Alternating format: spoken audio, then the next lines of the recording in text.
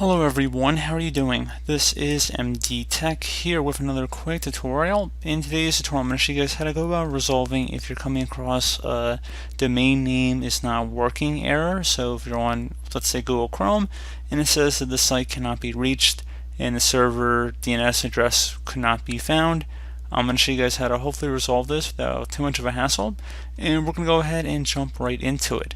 So first thing I would suggest would be to open up a web browser, whatever browser you're having the issue with.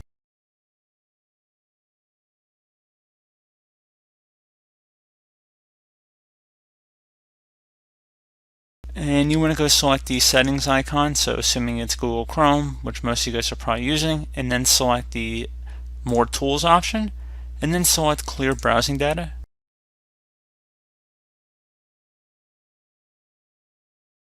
For time range, I would suggest clicking inside the drop-down and select All Time. Please note this will sign you out of most of the websites you're currently on, so if you have any autosave information, it probably will clear that. And you can also head over to Advanced too if you want to modify this a little bit, so if you don't want to delete passwords and other sign-in data or autofill form, you can keep that unchecked. And again, time range, select All Time, and then select Clear Data. And once you're done with that, you should close out of the browser. Now I would recommend opening up the Start menu, type in CMD, best match should go back with Command Prompt. You want to right click on that and then select Run as Administrator. If you receive a user account control prompt, select Yes. Now into this elevated command line window, you want to type in ipconfig /flush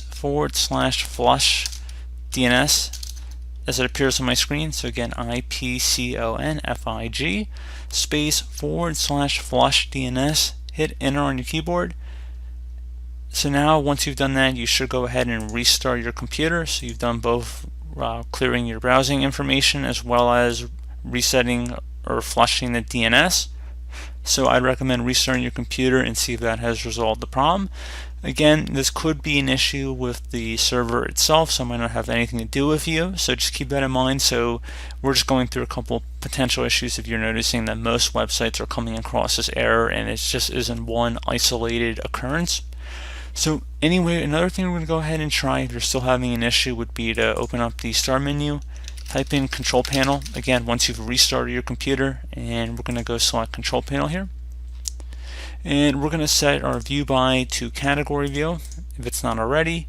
Select the network and internet option. So now we're going to select Network and Sharing Center. Whatever your access connection type is over here where I'm kind of circling with my mouse, you want to select it. So in my case it's Ethernet, but it might say a Wi-Fi network or something like that. And you want to go select the Properties button.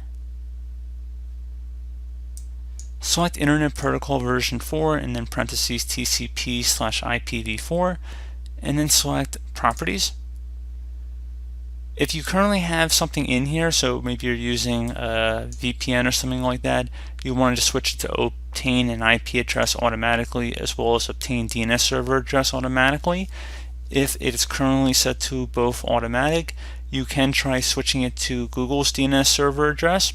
So in order to do that, we're just going to, for the second option here, so obtain DNS server address automatically, switch this to use the following DNS server address, and we're going to do Google's DNS server address here. So again, you can Google this if you want just to verify it, but Google's preferred DNS server, it's 8, and then we're going to use our mouse cursor, click into the next section here, type another 8.